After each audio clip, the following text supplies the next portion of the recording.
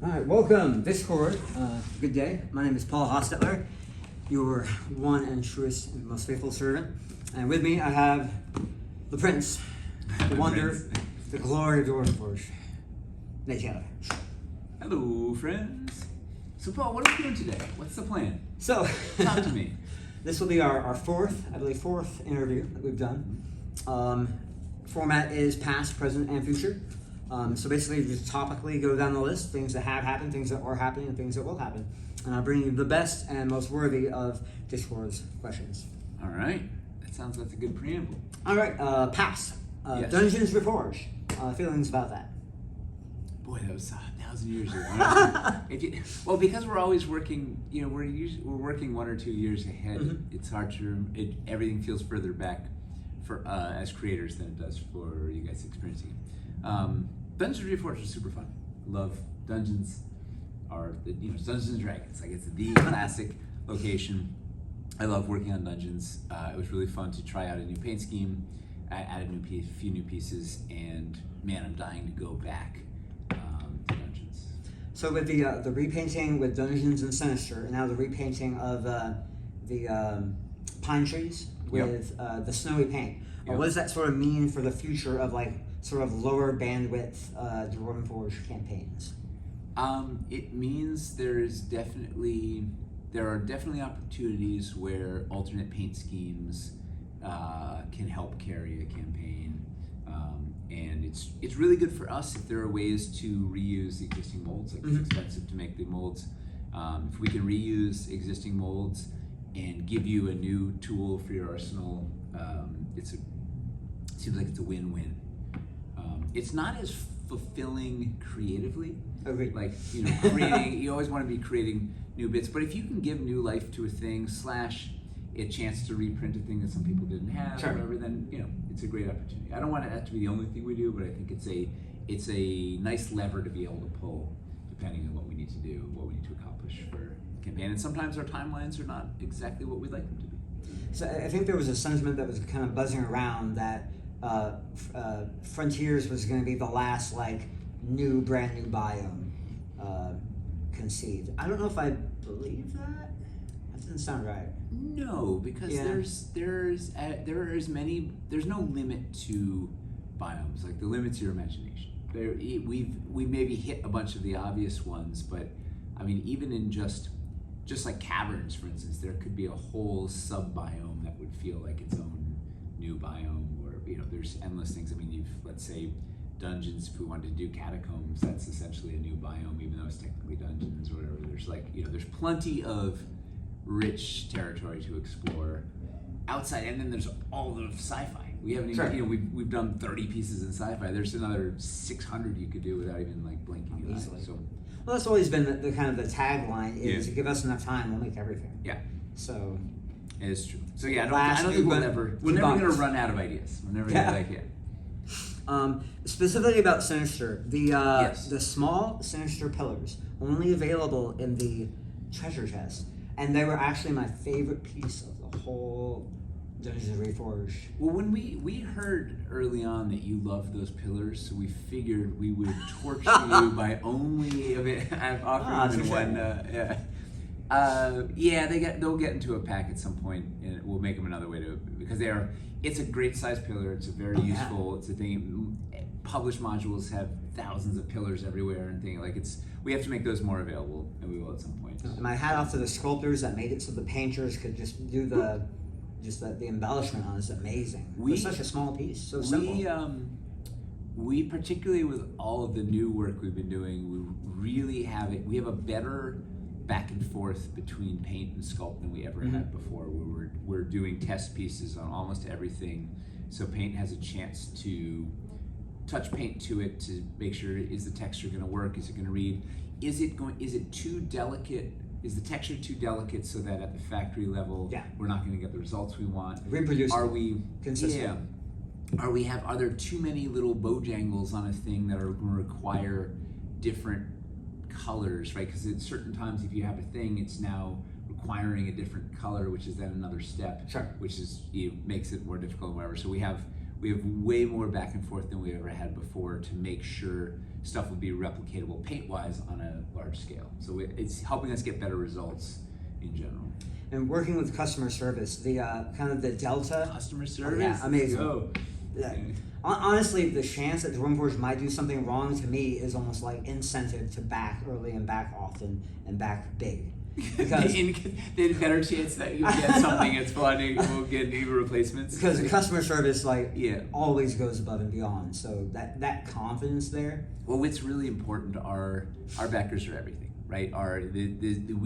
We would not be around for 30 years as of today. This is the 30th anniversary of GenCon 1996. Well, we wouldn't be around if it wasn't for our diehard base and both the trust that people put in us to you give us money and a year later you may get something, and the continued support. They just keep coming back for more. It's unbelievable. So we want to do right by everybody at the best we can, and we'll do everything we can to make it right. Obviously, we can't do everything, but we will definitely, if you've got trouble with anything, write it in customer support. We'll do the best we can to make it right. And we want to have, it's all real people that you're going to talk to, and we want to have that, that interplay, that discussion. And hopefully you'll be gracious if we can't fix everything 100% perfectly. We do the best that we can. Definitely. Yeah, no, because there are fair. Yeah. Especially like the castles debacle of yesteryear, where you just ended up with so many crenellations, both in the city and the castle paint. Mm-hmm. Cornerstone of my whole collection. Yeah, that was a unfortunate debacle for us. Fortunate for very fortunate for us. Yeah. Anyway, moving on to more pleasant things, we got Starforged in the Wild. So it's at GaryCon. I probably saw about 4 or 5 different builds. Wow. Using Starforge. Some of them were incorporating Hellscape and Starforge together, Amazing. kind of the Mustafar kind of build. Yeah. I myself brought out a Starship and was running some sci-fi there. What system? What are you running? I figured it would be too much trouble to learn a system, so I decided to build one. And I call it Space with an exclamation These mark. are our people. This is it. Right? But no, it was great. We didn't necessarily bridge that gap over to the Wargamer, like the Games Workshop devotees. Yep. What are the plans to try and keep after that objective? Or is it more of a, well, we're going to hold what we got and make it better? Or is there a breakthrough strategy? In terms of sci-fi future, I think I would like to, so I'm incredibly proud of what we did with a very limited number of pieces. I think the sci-fi collection is one of our best to build with collections. I think by having 360 pieces, definitely. I think you have more flexibility than ever before, and there's not enough pieces. Like, there's so many more things that we could do. Like, it's a great baseline, but we need twice as many pieces in there to like really let you go nuts. So I just want to double down on the base that we started with and expand on that. I think we're gonna have a hard time ever breaking into the Warhammer audience for 40K, particularly now that the current rules, what is it, 12th edition now? It's the very specific terrain templates and all this stuff. Like, I don't think we're gonna be able to keep up with the way the rule set works with terrain. It's really cool, it's very terrain focused, but I don't think we're ever gonna get with that. And particularly, my experience has been serious 40K tournament players want everything. There's a very specific spec to everything that's GDO. So we don't want to have to work within their specs so much. So I don't want to chase after 40K tournament people, but folks who like Combat Patrol and Boarding Action and Necromunda and some of the smaller skirmish style stuff, or are cross gamers that they play 40K and something else, or they want to play Traveler or Starfinder or Space Base or whatever whatever they want to play. That's more of our target demo. People who are like play a bunch of different games, like, oh, this terrain can work for kind of a bunch of those. So we're kind of basically doing our own thing, and the right people will come. And I don't think we're gonna make an aggressive play at trying to do like 40K tournament style terrain, because also most people are just going to want to 3D print that because it's going to be very specific to spec. And most people that are in that, deep in that hobby. That's been my experience, at least in this sort of the New York 40K scene. Is there kind of like a mark on the wall for where in the pipeline y'all would like to see a Starforge 2? No, Oh. not yet. Other than emotionally, I really want to go back to it because it's really fun. Yeah, you know. And now that, you know, Perilous Frontiers is about to launch, man, Sand and Snow certainly go well with sci-fi. We'll be talking about that in this message. Yes, indeed. Oh, yeah. Moving on. Individual pieces. Success in the web store change how you plan orders and reserve stock. It has been a success. Definitely. It has been, other than it's a little bit, it's a challenge. Eric in particular, it's a lot of work to get all the individual pieces up and running, and but despite the price tag, right? Because it's not cost effective to buy individual pieces. Yeah, it's great for filling. Well, and we understand that as consumers. So like that's. But despite that, people are buying and responding well, and it's a way that we don't have to make these weird bespoke packs that are, you know, because everybody has very specific.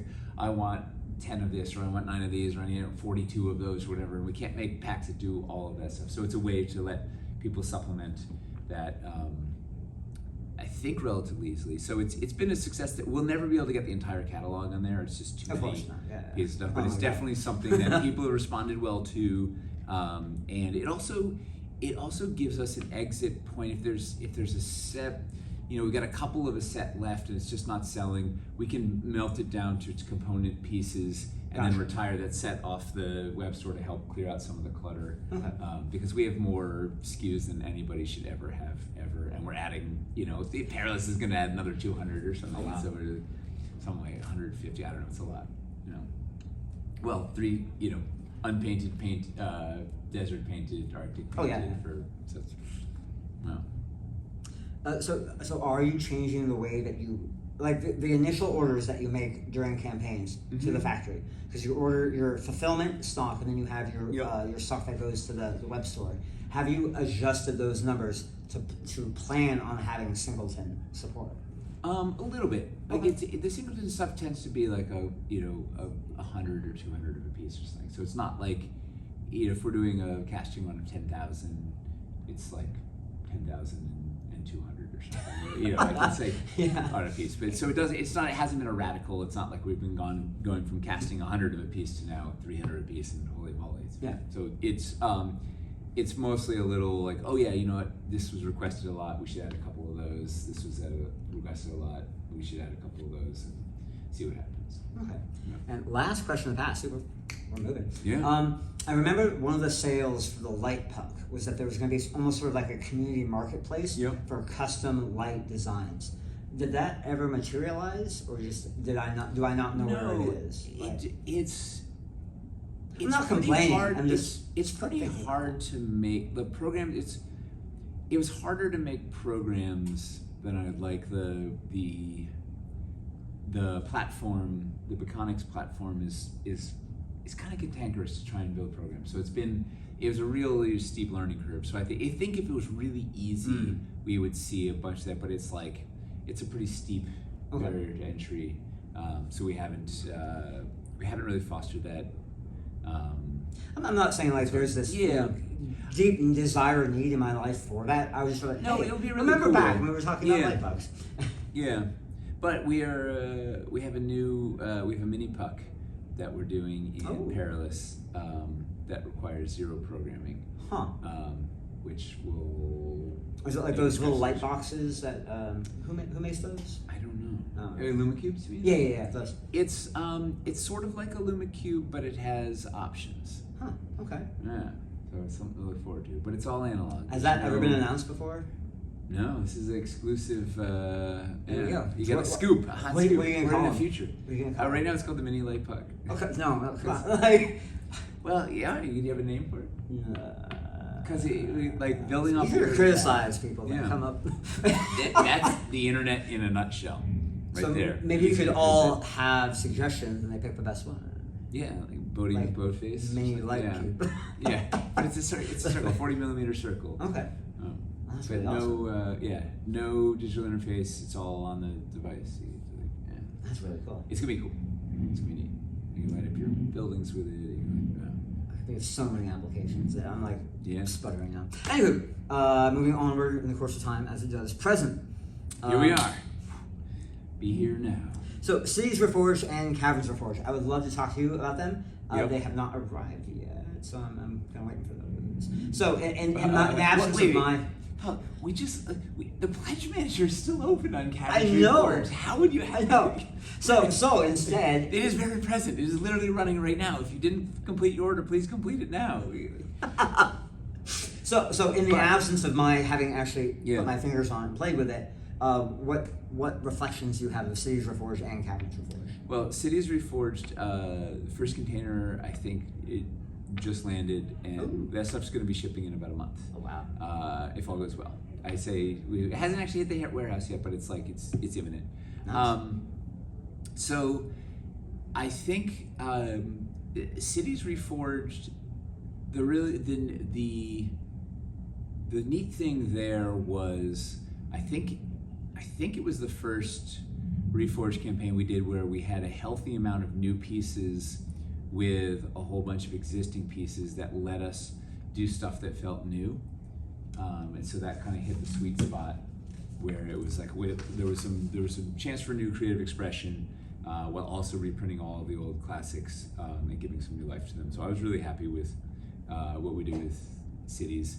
Hard to have any learnings from it yet because I don't have it in hand, like the factory finished bits. So next year we could have a real deep dive on that. Yeah. Hopefully. And then similar with Caverns. Caverns Reforged just makes me want to really get back in and do Caverns expansion soon because it's such rich territory. It's some of my favorite organic shapes. Just tickle that thing, and particularly the way the caverns, the flow stone all works. It's just I don't know. I really enjoy that biome. But I don't know. We're still in pledge manager, so I don't know. I can't even that. It's still cooking. Okay. I mean, if we're talking about Reforged, the number one curiosity point I would argue on Discord was for Castles Reforged. And I remember that there's some just the sheer the mechanics, the physics of it make it a very difficult space to do adequately. Pandora's box. Yeah. It is. So castles are definitely one of our most striking lines, right? Nothing does verticality better than these crazy towers, these big walls, and it. And sheer load-bearing support, they're supposed to be able to carry that many layers worth of dwarven. And it's definitely, it's one of the most complex bits of engineering, and perhaps overly complex in places. So we've also come. That was our fourth Kickstarter campaign, so it was 1,000 years ago at this point. So the combination of the system is pretty confusing.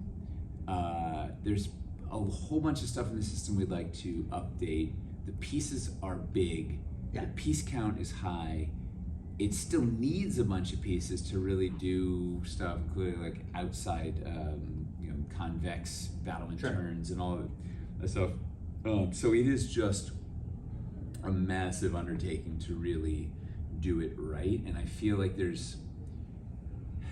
we've done little stopgaps, a couple of new reconfigs to try and help get some pieces, but it really it's a Herculean task. Tackling that thing is going to be, I don't know, it's a big one. I mean, we have to wrestle that thing to the ground. It is going to be because now biscuits and everything, there's just so much new functionality that's going to make it so much better. So I'm a little afraid of it right now. Honestly, it's where does it compare to modular ships? Much more likely. Ooh. Oh. That's either good news or bad news. Yeah, depending on which side that you fall on. Yeah. Okay. Perilous Frontiers. So we're getting to the future now? We're in the present now. Okay. I consider Perilous present. Yeah. Oh, we just saw it here. It's here. Teasers at GenCon. Yeah. For me, and speaking for myself, I don't know about other people, it seems a bit daunting like especially with the dunes, because I kind of liken those to escarpments. And escarpments are one of the pricier due to the weight and the size of them. They're one of the pricier pieces in the catalog. Yep.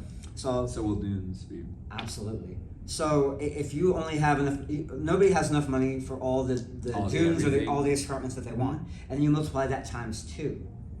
So you won't be able to get enough ice dunes. You won't be able to get enough sand dunes. You most certainly won't get enough ice and sand dunes. So how do we combat that with regard to budgetary constraint? No. Well, I think there's going to be, and I don't know, because one of the big challenges, big picture of what we do is we have our backer base ranges from people who just want to get a few pieces of scatter to people who want to get 10 of everything, right, and everything in between. So it's a little impossible to cater perfectly to everybody that's, from that scale range, and it's hard to speak. Everybody has very distinct, different things. I want this front table, I want this front table. But I think a strategy many people might employ successfully is focusing on one biome. Like, don't try and do Unfortunately, I think that's the only way to do it. So focus. Unless you're unconstrained, which, God bless you. Then go for it. Get it all twice. But if you have a lot of ice caverns, maybe you're like, you know what, I want to go all in an Arctic so I can do a really sprawling Arctic thing. Or maybe you have a lot of ice caverns, so you know what, I don't want to go on an Arctic, I'm going to go on a desert, because that kind of gives me a new note. I can do a lot of the Arctic stuff by just using my ice caverns, whatever. And then maybe you just get a couple of the ice chunks. So I'm pretty happy with, right now, our sets are very targeted. So like if you just want to get the ice flows or the glacier fragments, like you can just snipe in and get those. So you could just say, you know what, I'm just going to desert, but I'll get those ice chunks that I already have the ice walls from caverns deep, and I can add that to my ice caverns, and that kind of satisfies the Arctic itch, and then I'll focus everything on desert or whatever. So I think people will be able to snipe in and get the stuff that they're excited about. And in terms of like balancing, how do you get all the dunes and how do whatever, like I don't know what the answer is, because that's also the problem with modular terrain, is there's so many ways you could build it. Like I don't know what you're trying to accomplish, whatever. I think one approach that might work pretty well is with a modest amount of, hey, it's the Dungeon Dudes. Kelly in the pink jacket and Monty in the red shirt. Fun. In the if you just get a few, like I don't know, I have to find a few, but with a few dunes you can get enough to just do one little run, or take the dunes and biscuit in some floors and you get one little elevation change, and that should be enough to work there. And then I would just focus on, we've got so much cool scatter, big rocks, cool plants. Get your palm trees or your snowy trees, whatever. But I can't verify. Like the scatter was just magnificent. Thank you. And like, I mean, especially I think I've been a little down on sand compared to ice, and that's probably because I have so many ice caverns. I just assume that's where I'm going to be. But Makes sense. The sand scatter especially is just astounding. Well, you can also just if you just snipe and get the palm trees, get some of the plants, get the primeval spring, and then you can use that with your wildlands to kind of tackle it. Or we're going to have some battle mats, some 3x3 battle mats that are going to be very affordable, less than $50 or something. So you can like get a battle mat, get some of that scattered, and you have some stuff to do some encounters. And or just use some of your Aranthor rocks. You can sort of slap those in with some of the plants and whatever, and cobble something together. Sure. Was there any thought to sort of sand as more beachfront, like any sort of transition that or compatibility builds, say for example with Lowtown, that you may be able to take advantage of the beachier aspect of sand? Yeah, absolutely. I mean, you can, if you were using Lowtown, you could take cool water texture map, take some banks, like set of banks, and run them up to throw down your scaffolding, like a boardwalk, or up against some seawalls, or like pretty easy. Like there's gonna be a lot of really easy sort of beach style. Just transitioning to a hard man-made thing will be a really easy way to sort of cheat out any of that, or store it right up against your building or whatnot. I have a bunch of compatibility videos planned, so we'll show you some techniques and some ways you can sort of integrate it with all the rest of it. Any previews on this? Right now, what do I have on the? Sort of keeps moving depending on how much time I have, but they would definitely do something that's like a low town build. We're using a lot of scaffolding and buildings in a perilous sort of situation. Gonna have to do a sci-fi one in there somewhere. I don't know if it's Tatooine or Hoth, but it's some, one of those somewhere. Maybe both. And then something with wildlands is kind of another mandatory. Nice. Yeah, especially all the plants are going to mix really nicely and whatnot. Any comment on the treasure chest for Perilous Frontiers? The idea where you're headed for that? Yes. So the current plan is we will have treasure chests. Yay, number one. And I know, we know people love treasure chests. It adds a layer of complexity to the campaigns that not every, like Caverns Reforged had a very, very, very tight timeline. It wasn't feasible. Both executionally and then time, like it extends our whole pledge manager phase easily another 6 weeks. And then we have to chase people, like you have to chase people down to finish their pledge to begin with, then you have to chase them down also to finish their like the pledge for Caverns Reforged? Yeah, we should finish that pledge up. Because then we'd have to chase you for your to close out and finish your treasure chests. We have for the order, and so that's not. But we have treasure chests here. We are looking at, it might be, the small ones might be at increments of 750 instead of 500. I don't like that. Well, it's sort of how it's sort of shaking out for the size. I mean, will you make them bigger to compensate for it? Okay, I'm listening. And then large ones are still then targeted at $2,000. Currently planning on having 3 flavors of each, 3 flavors of small, 3 flavors of large, which is Arctic, Desert, Universal, and then obviously unpainted. Universal, what would that be? What? Things that could straddle both biomes. Okay, that makes more sense. Yeah. All right. So because like you're saying, well, I'm probably going to skip desert because I just want to go ice or whatever. So like if your every treasure chest was a mix, you'd be like, well, I don't, this isn't going to go with my thing. So you can get just ice or just Arctic, just desert, or universal stuff that can straddle both biomes. I think it would be annoying, because it was 750, and then 1,500. So there's no, if you get 4,000. You're still having an odd number of small chests. The good part about the 500 was it lined up evenly with the large gold, very cleanly. 750 is a little... It's harder, it's about what we can put in the chests at the price points where, like, I think the chests will feel more anemic at 500 than they will at 750, based on, like, the pieces in general are a little larger and more complicated than, Lowtown had a lot of smaller, fiddlier pieces. That's a later question. That's a really good segue. Do you feel like there's a size creep to DF sculpting and a complexity creep? Yes, for sure.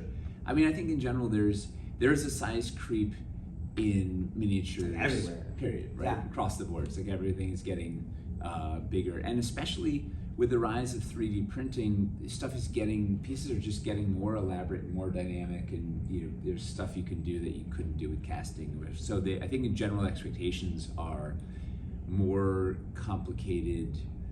People are expecting more dynamic and more complicated pieces in general. Like that's sort of the threshold. So I think we for sure some of the pieces are getting bigger. Especially there's both for wargame folks and skirmish game folks or folks building fast, like large pieces are faster to build with. Like you can slap down, like someone by the booth the other day was like, you know what, I just like look at Paris, like, man, I just want to get that cave and a couple of those rocks, and then that's my encounter. So I put down a mat and boom, boom, boom, that's my encounter, because like, that's all I've got time for. But man, that's going to be great for my players, and it's going to be awesome, and I can do it. So like Friday afternoon special. We got they're coming over an hour. Boom, boom, boom. But same with wargaming or skirmish gaming, where you can just slap something down and go quickly. So we're definitely favoring some bigger, chunkier stuff that lets you just kind of make a scene quickly with some bits, like Stairway to Violence type stuff, where you can just kind of make a thing that is very visual, it doesn't take much work, a lot of fiddly stuff to build with. One piece I like to highlight is the oven from Lowtown. Yeah. Where you can just like, boom, room complete. Room, you know exactly what it is now. It's got an identity. Yeah. Amazing, sculpt that one. So we've been leaning towards that, and it's also just there's more opportunity for personality and storytelling stuff on it. The bigger piece, there's more surface area, there's more chances to do some of the neat stuff.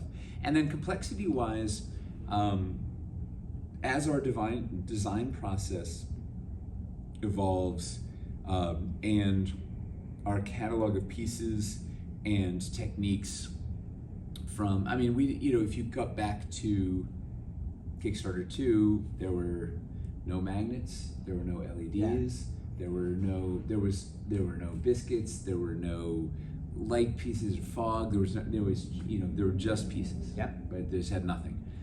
So it's been now 13, 14 campaigns later. So each time, if you add one innovation each time, suddenly that compounds, and now we have a lot of different levers we can pull, and a lot of different bits. We everything from just different types of inserts to fog compatible pieces, light compatible pieces, JST connectors and horizontal LED connectors, and biscuit slots and magnetic this. Or, there's now a lot of different bits in the ecosystem that let you do different things that are satisfying in different ways. So we try and give support to systems that we've built, so that you feel rewarded for buying into, like, if you get a modular wall LED piece, and then there's new ones in the next set, you're like, cool, I already have, I use my dungeon wall and use this new LED, that's really awesome. So the more stuff like that we have, then we end up having to have sort of more complex systems and bits to then try and support all of those things, as well as we're always looking for new ways to open up cool things you can do at the table. Right? We're looking to give you special new tools to A, that you can have fun building with, and B, you can surprise your players with, and it's new stuff that gets you excited, so then you'll be excited to build and reveal the stuff for them and whatever. So I think that drives some of that complexity. Perilous Frontier backdrops. Yes, they're happening. Okay. About how many are there? There are two. Two? The current plan is... So ice and sand? Yes, Arctic and desert. So,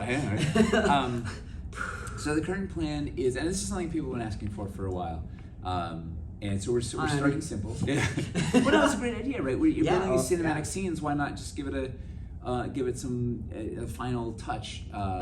So right now they are matte cardboard, very much basically a DM screen. They are 1 foot and 1/8 of an inch, so 12 point whatever that is. Okay. So just a little bit longer than a foot, so you can wrap them around a build if you want, or fold them back or anything, or run them straight, right? So they would be 4 feet long. Something like a shadow box kind of. Yeah. So you could four panels each a foot long. See, because when I imagine backdrop, I think like massive canvas thing that you drape, like almost like if you were a photographer. Too difficult, because then we have to make a stand system and a whole thing, and so we're. I mean, how are you going to hang your canvas? You go on Amazon like an adult, and and we're telling you an incomplete system. That is a very good point, though. Right? We need to give you a one-stop shop. So what we're doing is to start simple, essentially like a DM screen, so you can fold it in towards yourself. Right? You can use it to cover your DM screen if you want. It's a little taller than the standard one. Okay. And then it's two-sided. Two-sided. So is it going to be like one sand, side, sand, ice, ice? Yeah. So really there are 4 backdrops. 2 backdrops, double-sided. There you go. With four scenes. And one side is a little more tranquil, high fantasy, kind of set in the stage. So if you're doing a tropical island or an oasis, you put that side, and then the other side is darker, more perilous, like snow, sandstormy, whatever. So if you're doing like the crazy Wyberstone wastes or the lair of the terror of the wastes, you put that side down or whatever. So you can change the mood. Each side kind of gives you a different mood. And same with Arctic. Is there any thought to like day-night compatibility? No. They Okay. dim the lights in your room. There's only so much you can do with one thing. Sure. So we're going to see how these are received, how they work, and we may iterate from there and get more complexity creep Okay. sneak in. But mostly it was to start with a proof of concept that's easy enough to execute, that can be very affordable. It's definitely a step in the right direction. Yeah, and I think it'll let you take some really neat photos of your thing and whatnot. We'll see how this goes, and we'll see how we iterate for the if we do them again. Awesome. Website improvements. Working on it. Public-facing wish list metrics. I've advocated for this with some frequency. So you see how many people are asking for a certain piece Exactly. of person. So that way you can see how popular is it and how much, like, would your additional support help to maybe move it across a threshold. Yeah, like they had that for concerts or something. If enough people requested it, to come in their area, your thing. So maybe something we could look at. I don't know. The problem is we don't dedicate as many resources, right? As much bandwidth, time, people hours towards the website as we maybe should. It's not my domain, so I'm Literally devoting all the energy towards what are we creating is my domain. So a lot of energy going there. So the part of the problem is there's a lot of fundamental stuff that needs to get fixed or improved. It just takes a whole bunch of time. So it's I think a very small web team. The web store is in a very healthy place right now. Would you agree? As far as digital interactability and how easy it is to navigate, would you say that's true? No, I think it has a long way to go. Think so? Yeah, I think it's too hard to find. I think there's too many out of stock or things that are never going to be returned stock. There's too many sets cluttering up the listings. It's too hard to find. Okay. It's too hard to find the things you need unless you're deep in the rabbit hole. Like it's and you know everything inside out. You speak fluent Dwarven. The piece catalog, where you open it up, you say, okay, show me all the pieces in this set. Show me every piece that this set has been in. Like, that's amazing. But that's also cross-reference. That's detective forensic work, essentially, to find the piece you want. Like if you're just coming in and you're like, hey, sure. I'm curious about Dwarven Forge one stuff, like you don't even know what you're looking for to look in the piece catalog to find that what it's like.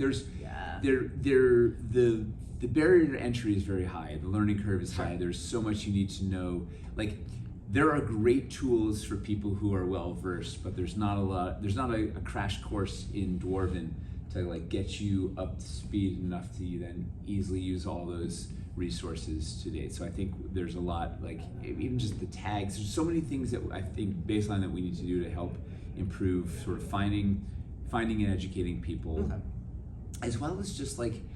There's so much information listed from our product listings. Like there are features that we still haven't told people about that should be in product listings for stuff. There's just too much.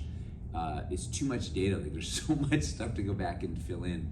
That we're sort of constantly plunging forward to continue adding new stuff and not really filling out all of there's secrets that are often lost in the campaign, like oh, did you know this thing can do this, this connects to that, or it's this and whatever.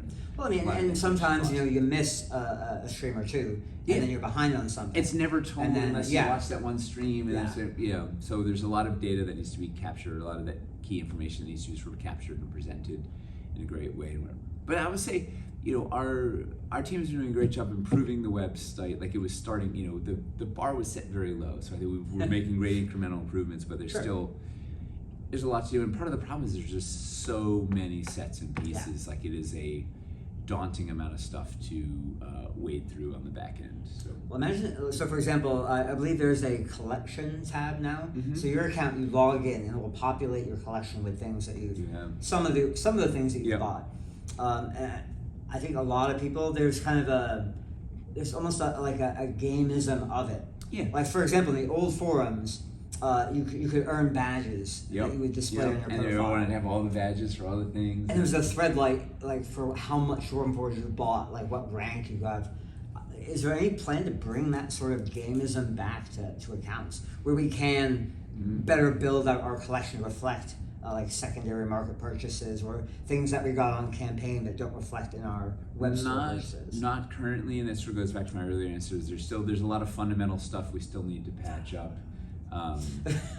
Yeah. No, I wish we had a larger team available to do all that stuff, because there's so many wonderful additional features that would be great to be able to add and increase everybody's enjoyment of it. Well, I think it's like Napoleon said, "Give me enough ribbon, and I can conquer the world." So all That's of these a direct quote. Yeah. like all of these trinkets and all of these titles and things like. So, for example, let's say if you build a Dwarven Forge build at a convention you run, maybe if you get after 12 of those, you rank up, you level up. Like, who's tracking all that? How are we? Honor system. Oh honor yeah, system. Not anytime soon. Very well. We are already stretched thin with what we're doing currently. Like we're always have greater ambition than we have maybe bandwidth. Okay. I mean, is there an option maybe empowering community organizers? Like, so for example, you've done some work with, who was that? You had him at a convention, he was selling? Finley Shards. Finley Shards. And then, like, moderation. Yeah, he also does, Discord. Gilded Poison and yeah. I think that's amazing to see these people step up. Amazing folks in the community. Yeah. Across the board. So it was like some delightful. I'm okay. Okay. I agitate. Okay, Lord. Plus. Appreciate it. So roadmaps. Back on the website, there used to be like a kind of a roadmap, glide path of here's what to expect for the future going forward. I don't think that's been updated in a little while, and does it end at Perilous right now, or does it? No, it has cities. It has cities 2 on there, I think, doesn't it? I don't know. I haven't seen it in a while. It's still there. Okay. Check it out. I think we have. I don't think it's good enough, and I'm just going to make that statement from an ignorant place. What would you like to have on the? What else would you like to have on the roadmap? Star Wars 2. Yeah. Well. Catacombs, honestly. Yeah. Like if I were to have a poll, like if you were to do like say, I don't know, like an exit survey for a campaign. I mean, I guess Perilous Frontiers. You plan on doing any more surveys before? Yes. Okay. It's in marketing department's domain. Oh, okay. Yeah, it's on. I really enjoy the data we get from those surveys. I'd love to see another one go out, or 2 or 3. But if we had another survey, I would wager that Catacombs would probably reach the what do you want to see the soonest, the next. No, it's on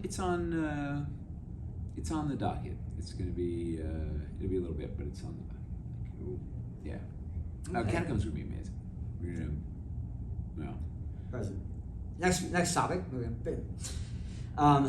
and dear to my heart, literally. My Dwarven Forge T-shirts are sold out. You can't get them anymore. Have you looked recently? How recently? Like yesterday, today. So we have, as part of the 30th anniversary celebration. Oh wow! We're doing 30th anniversary merch. Okay. So we have 2 new T-shirt designs celebrating 30 years at the Anvil, and a hoodie. So you can get 3 new options, which should be. Can you get the old one too? No, new just 30th anniversary. Mine is kind of fun. Yeah, you've worn that. I put some miles on this. Yeah, you did. Pretty, and it's awesome seeing people show up. Okay. It's really you and Dragos. I think are the only people that have them. We saw. I don't know. There's that whole thing, but. We have we're getting merch back up and running. So we have these 30th anniversary designs that are cooking. And are they online now? They're live right now. Like as of yesterday or today. Yeah. Okay. And we're also doing 30 for 30. So $30 off for every $300 you spend on the web store. You get a $30 gift card for the month of August to celebrate 30 years of GenCon in 1996. August. Okay. Yeah, this is GenCon. Yeah. So I would get more Sinister Ruins because that was one of my favorite parts about Sinister. The ruins came out really well. Yeah, I'm very happy. I can't wait to do some more Sinister pieces, more dungeon pieces. Yeah. Very cool. Well, that's a very happy answer to that question. For reserve release sales. Yeah. would you be amenable to potentially changing the methodology instead of a mad dash to first come first serve? With steel cage match. Oh yeah, that'd be great. But maybe something like a lottery for a more equity thing, or if you're just hyper capitalistic, maybe auction where the people with the most money you just get to choose. Auction we don't want to do. So auction is not your style, but something like a lottery where it is more like almost like the drawings that you do on, like. I guess it's a On the lot envelope. of back end. It's a lot of back end, I think, to set up, because it's a whole different collection of sets every time, and it's a huge. Like this last one was. It was 200 different sets or something in the reserve release row. It's like it's already a heck of a nightmare to set up as it is. So I think unfortunately just because of the sort of the back end bandwidth, it's going to sort of remain a Hunger Games like just murder ball like experience. Okay. Currently, I know there's no great way to I don't know because. Maybe for some like yeah. so for example when you drop some ultra rare resin thing that hasn't been seen in decades, something like that where it's very obviously there's going to be a high volume of competition for it, something like that might make more sense for a more spectacle driven lottery type of event, or maybe even like drawings on the anvil. Yeah that would be fun. I think also, I mean, honestly, it's kind of like a lottery right now, where it's sort of if you're sniping for that one thing, it's sort of like your lottery ticket is who can press that thing fastest, Sure. and like it depends on your internet speed, whether you have work or not, luck. Yeah, like just I don't know. And I'll say it's because it's just it's something we're doing once or twice a year. Right? It's sort of like I don't know. It's a lot of work for a thing that's just, and then it's gone, and then we have to rebuild it each time. I don't know, because it's a whole new set of sets each time. And I don't know. Once again, it's a bandwidth thing. Okay. And last question of the present. This was a specific request. Restock on the cavern water tiles. So basically, like the plastic ones, like yay big, the ones that were. So you have the lava version, then you have the cavern water version, not the resin ones. So we know that's never going to happen. Just the smaller plastic ones that had like the convex and the straights and then the open water. Yeah. No plans to restock those ever. Yeah. Well, fundamentally, we can do they're easier to build with than banks, but banks can do what they do better generally. You got more options because you can put anything you want underneath there, and those sculpts aren't great. The water has no tech. There's a lot of it's not modern DF. We can do better. Very true. And at some point when we go back to caverns, perhaps we'll do some sculpted water tiles. Definitely promised, and make something. Right? Yeah, definitely maybe promised. Swore upon. It's a system that didn't really come into its own. The execution didn't live up to what the potential of the system is, and I would rather fix the system and do it right and make something awesome, than just keep sort of feeding that. It's an inferior system to what we're doing in modern DF. That being said, I understand like they're very fun to build with. It's fast, it's easy. Like I understand the appeal. Sure. I just think they could be much better. And I'd rather like deliver ones that are really good. Okay. So, at some point. Yeah. All right, we're moving on to the future. Okay. So originally the concept was there was going to be an underground, which was catacombs, burrows, and sewers. Kind of this trifecta of underground excellence. Years back. Many years back. Okay. Underground excellence. Yeah. Let's go with that. Considering that burrows and sewers, the thing they need the most, 45-degree angles, is not... You could accomplish that in, what, 2 pieces each? And now sewers also needs rise and elevation. Burrows is fine with elevation, like it figured that out. Sewers doesn't have it. So, I mean, could you do a burrows and sewers reforged that adds 4 pieces and just fixes the problem without the need for a major, like, endeavor? Something quick, low bandwidth, high throughput. I guess it's once again seeking wanting to swing for the fences rather than what's like a really low, like a bunt? I don't know, what's like a low Yeah, end? sure, that's a good one. Yeah, Right, I'd rather, so when I originally designed the burrows, there were some really interesting 45-degree pieces as well as larger chambers, like for the full system. And we had they were shoehorned, the burrows were shoehorned into the Dungeon of Doom, which also had the Forsaken Temple in there too. So yeah.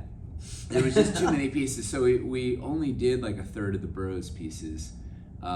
So I would rather, instead of just sort of stopgapping it, like just throwing a couple of pieces in there, I would rather sort of complete out the system with larger chambers and 45s, and do it right so it can become like kind of the full-fledged system that it really deserves to be. No, but would that be would you try and make it backwards compatible, or would you just be like, no, we're just doing biscuits now, we're not doing this peg nonsense anymore? Maybe we would remaster those to be biscuit. Basically, it'd be so much better with biscuits. Sure. Although I think it would then require all new molds, which would be a pain in the ass. But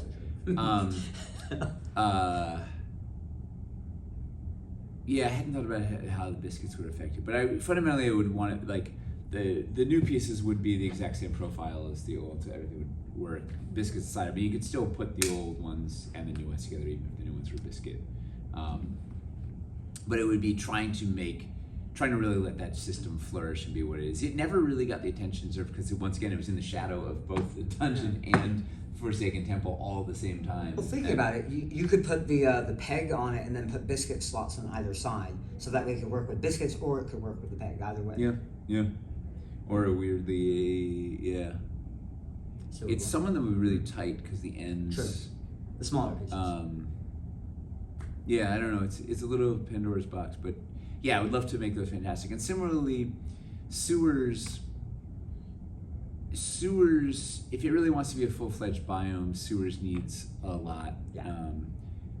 2-inch pieces for faster building, LED pieces, elevation pieces, like fun support for catwalks and multi-level plays, a couple of neat transitions out. Like there's a lot that sewers could do to really flourish. And I think it would be doing it a disservice to just try and throw 2 pieces in and call it a day, like where it could it could really like go to town with sewers. Do you think it's still the idea is to bundle catacombs, burrows, and sewers together? No, you don't think so? Catacombs can support its own mega campaign. Like it's yeah. I'm here for it. Yeah, no, it's like we agree. Catacombs will be it'll be bonkers when we get there. It was interestingly enough, Michelle had concepted out some catacomb stuff some years back that had some really fresh ideas in it that are pretty awesome. So we got some. Whenever we go there, there's some good grist for the mill. Any mark on the wall for catacombs? I'd like to do it as our next large campaign. So that means after Perilous. Yes, that means at least. Well, okay, so it was 3 years. Perilous, and then would you say Hightown is a? So Hightown, as it was originally envisioned, will never come to pass. We've cannibalized a bunch of it along the way. Right, we've got a bunch of those pieces. We're in Tudor Village. A bunch of those pieces will be in Cities Reforged 2, and then we'll do at some point. We'll do probably like the Hightown Cathedral or the Hightown Temple or something like that. But probably won't be, because at that point we'll have eaten a lot of the supporting material. It still seems like there's a lot. Okay, so here's a separate question. I'm gonna fast forward this one. So this is kind of like a thumbs up or thumbs down for Hightown. Ashlar. What do you mean thumbs up? Thumbs so down? like would be a part of Hightown. Yeah. Okay. Streets. They're going to be in Cities Reforged 2. Double high stained glass. That's part of Ashlar. Graveyard. Maybe. Iron wrought fences. That was part of Hightown. I don't know where that's going to live per se. So we had like a garden thing, like like all those plants that now we've already done, and like a bunch of street expansion stuff. All that stuff like has been sort of picked out that might get picked off, and I don't know. Graveyard could become its own little separate thing or whatever. Topiary? Probably not going to happen. That is a bit niche. Yeah. Fieldstone window walls. Not in Hightown. Okay. And I'm assuming you mean like remastering them at the Yes. spot for the paintings. Yeah. Sculpted river / canal. Not anytime soon, but would love to do. At some point we'll do sculpted, like kind of like what we did with the roads in Tudor Village, like sculpted river, something. I don't know if it is a wildlands thing or a mildlands thing, or I don't know exactly where it's going to fit, but like Eli is so good with the fluid dynamics of water or liquid working around rocks. Like there's going to be something spectacular at some point. I don't know exactly when or where that'll live, but it's And then I yearn for it. The artifacts. That was Letitia pitched doing those as the follower gift in Perilous. We're not doing it, but because we couldn't do all of them. We'd only do one, and then it breaks up the thing, and it was like whatever. You did one like every couple of years. Yeah, and then it's like collect them all, awesome. between all the bits and whatever. So it's like it's in they keep sort of dancing in and around. It's like they're floating. They're gonna put me in, coach. Put me in. I can do this. At some point, they will.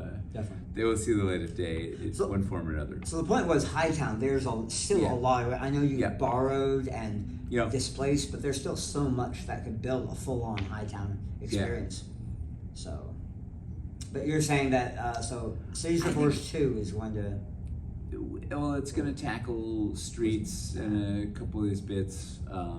Sorry, what was that? Was it Cities Reforged 2, or was it like Cities Reforged coming next summer? Okay, great. So that'll get some of your Hightown fix in there, and we'll see from there.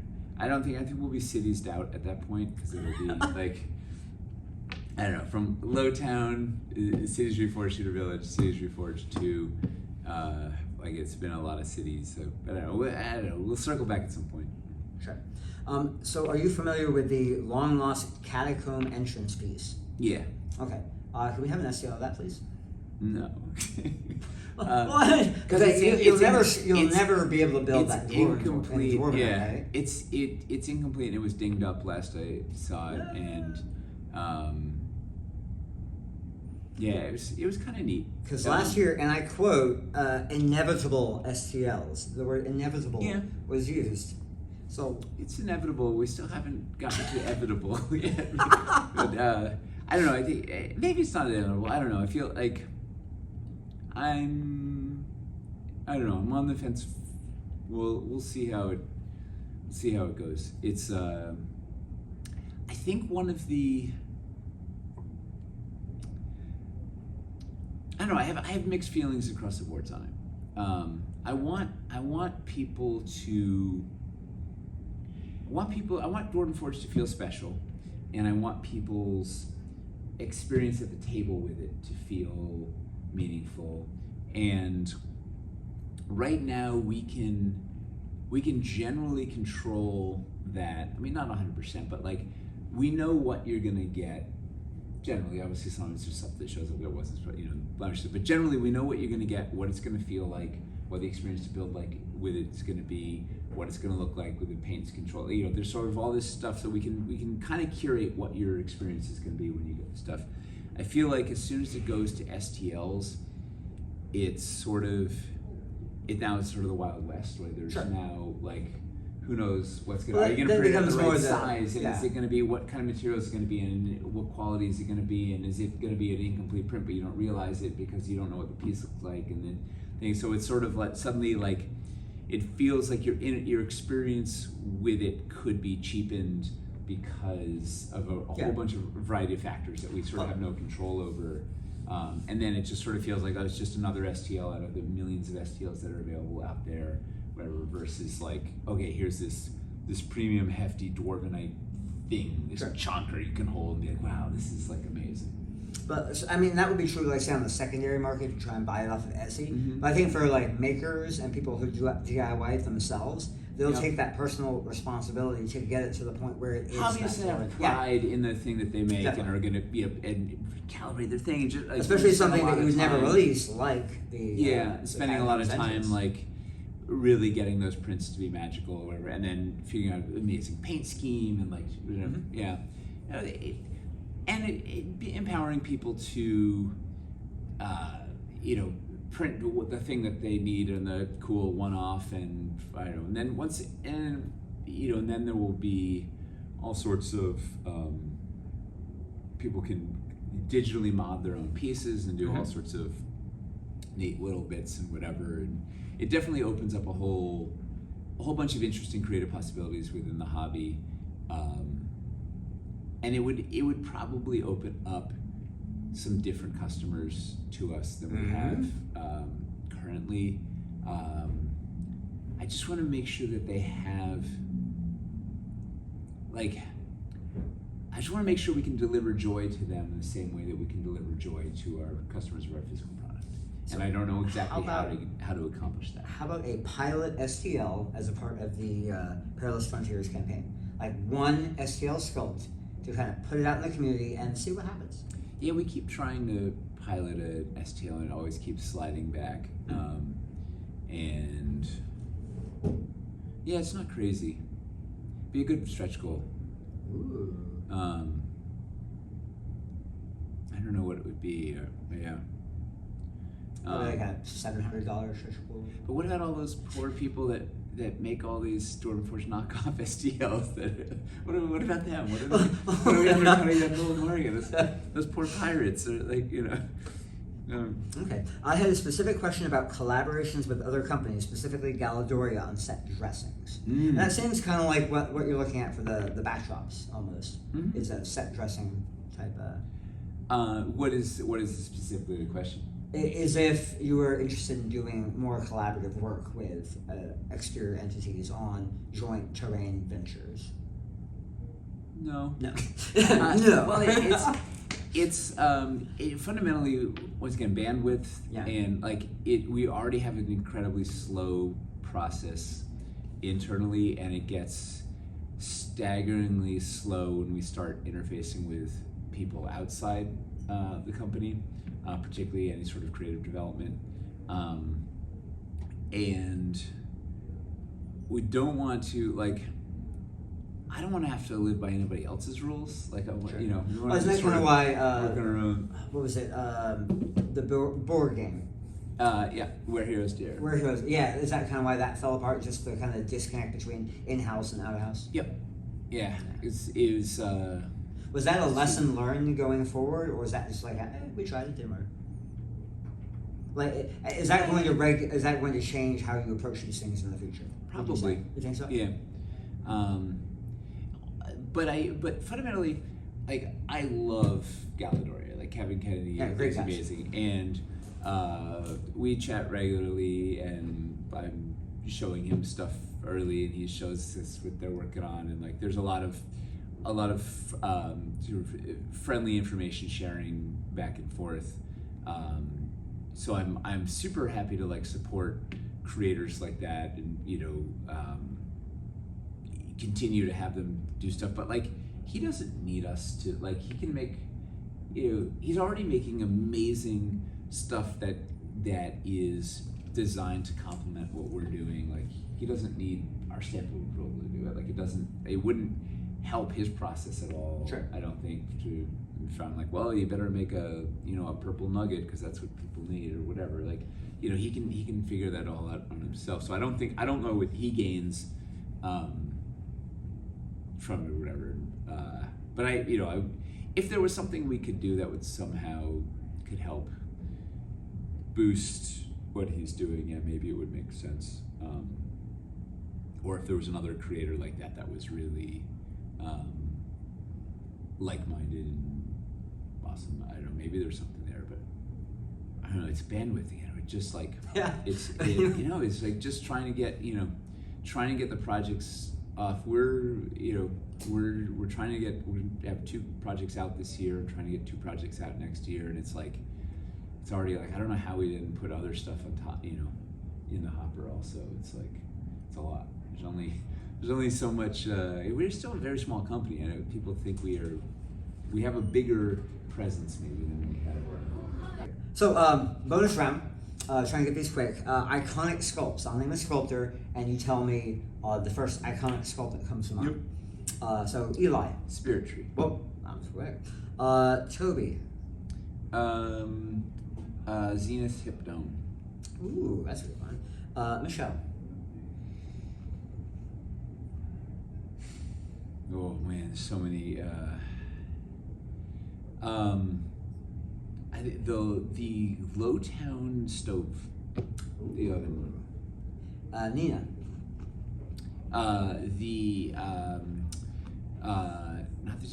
The mirror pool floor from Hellscape. Okay. Sarah G. Who? Oh no. Who is Sarah G? Sarah G. Sorry, I think this was an IME question. Sarah.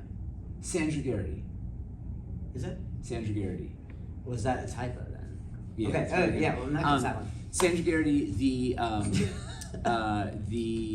lizard folk with the spear going with a shield. Nice. What fun camaraderie stuff do you and the team do to support team building? Make DF pieces. Yay! we used to LARP, which was fun, but we have not done a lot of team building activities in a bit. Yeah. Is there any plan to try and slow down the pace? Actually, you know what we did? We did a Eli ran a memorial game for Michelle, which was pretty staggering. Gathering. We do some games, like getting to actually play editing tabletop with, particularly just play testing the new stuff is always like it's just the best. Is there any chance to slow down the pace? Probably not. I don't know. Wouldn't that be nice? Trying to keep the boat floating. That's a good point. You guys had to hustle since tariff and all that nonsense. Yep. All right. My least favorite gate of all of our gates is tariff gate. Any change to modular boat complexity constraint? Because a year ago it was like, yeah, we can't. It's impossible. Has that changed at all? The modular ships. Yes. I don't know if the market is there, but I don't know. It's not on the radar right now. It's something we're going to do. All right. Popularity or marketability aside, what biome do you want to expand on the most? Sci-fi. Sci-fi? What do you mean that in one? Yeah. We have an event starting. Okay. We do need this room. Awesome. Thank you. I think we'll call it there then. All right. Thank you Thank you so much. It's a pleasure. Have a good one, Discord. Thanks, guys.